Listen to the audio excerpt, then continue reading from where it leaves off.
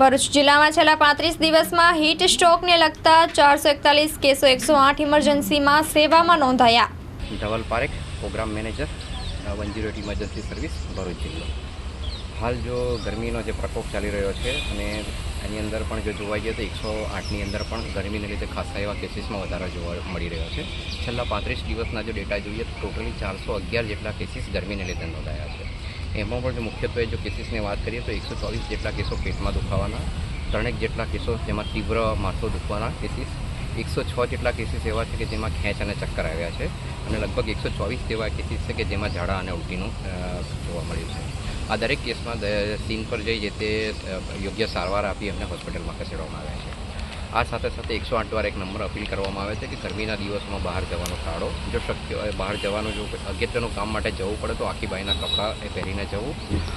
ખાસ કરીને પ્રવાહી લેતા રહેવું. બજારનો ખુલ્લો કે વાસી ખોરાક ખાવો નહીં. આ સિવાય પણ જો તમને કોઈ પણ મેડિકલ ગરમીને લીધે કોઈ પણ ઇમરજન્સી જણાય છે તો તરત 108ને ડાયલ કરજો. 108 આપની સેવામાં હાજર થઈ જશે.